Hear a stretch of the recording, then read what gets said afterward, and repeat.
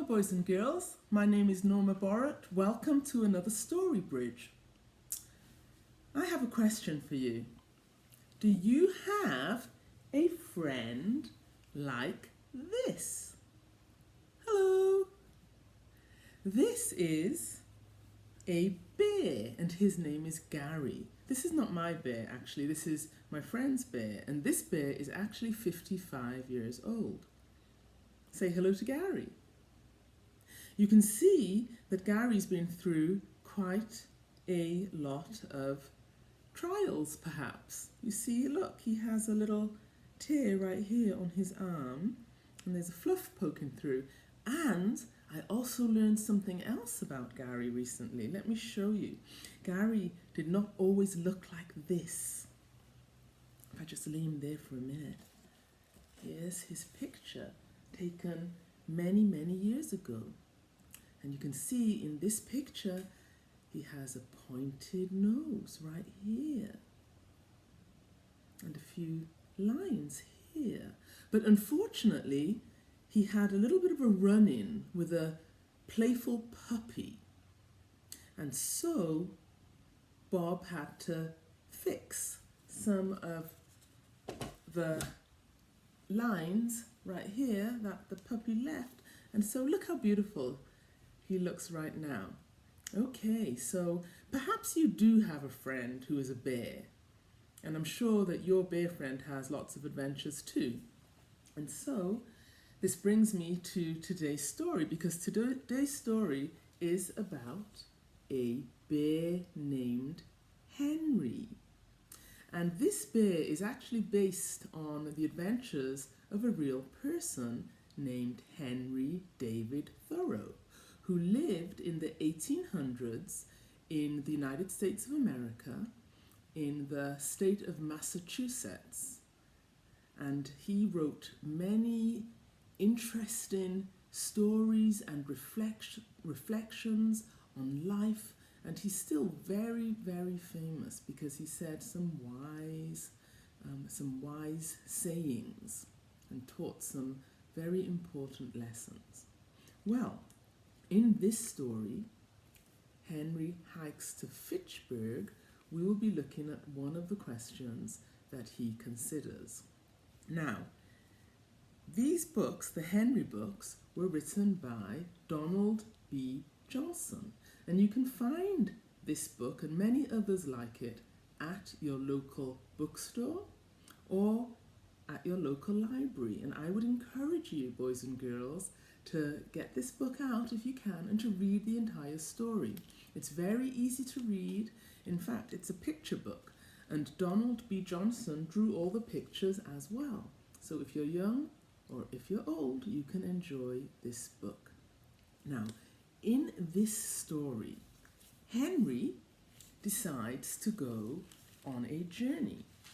And Henry's friend, right here, Henry's friend over here decides he wants to go on the journey too. Now, the question is, how are we going to get to Fitchburg, which is in the country where they want to go? Should they walk? Oh, that would take a long, long, long time. Or should they take the train? Well, the train would be a lot quicker, but you have to pay for the ticket.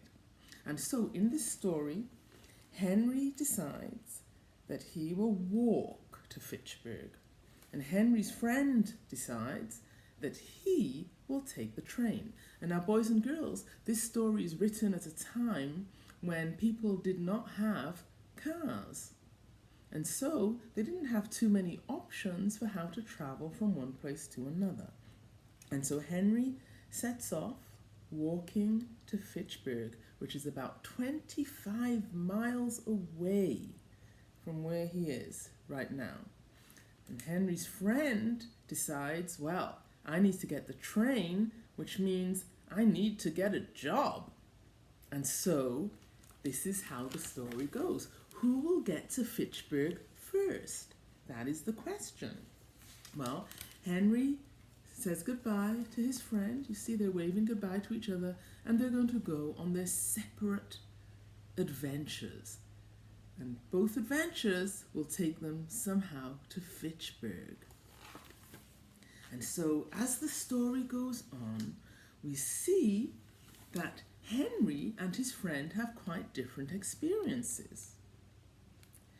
Henry, in this picture, is hopping over rocks to cross the river.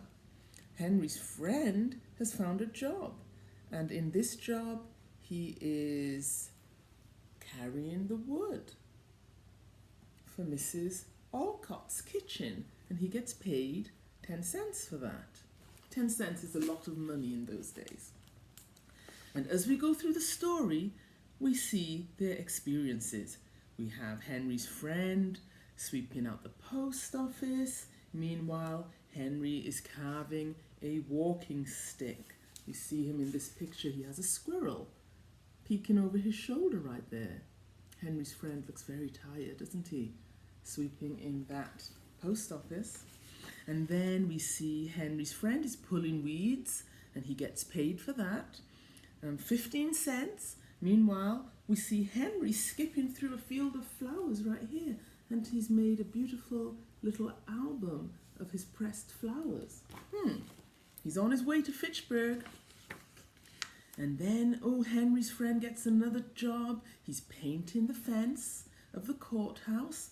And then Henry, meanwhile, is hopping over these stone walls across the country right here. And he's exploring as he goes. And look, there's a little garter snake or something right there. Little grass snake. And so the story goes on.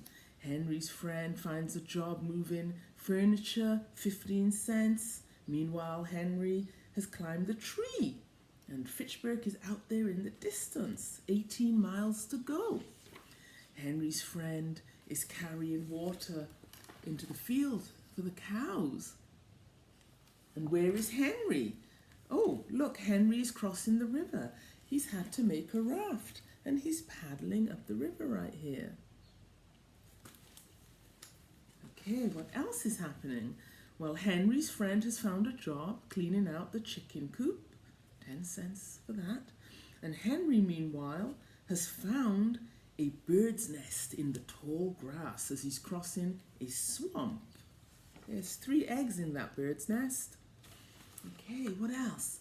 Henry's friend is carrying the flour from the mill to the baker, 20 cents for that. And meanwhile, Henry finds honey in the tree. And so it goes on. It gets later and later in the day. Henry's friend counts up his money. He has enough to buy a ticket, so he runs to the train station so he can get his train. At the same time, Henry has 7 miles to go to Fitchburg. He jumps into a pond on his way because he probably is very hot from all that walking and needs a little swim. Henry's friend gets on the train. It's a crowded train, but it's on its way to Fitchburg. Henry stops in a blackberry patch and eats lots and lots of blackberries. He also fills a little pail right here.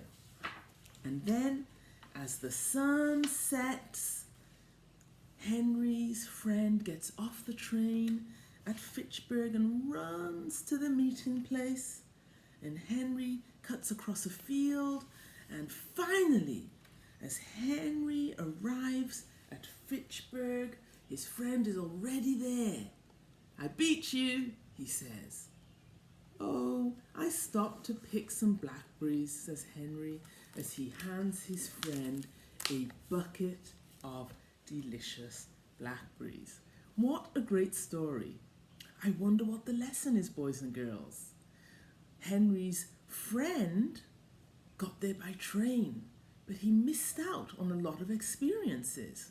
Henry took the long way, but he learned a lot and enjoyed the journey.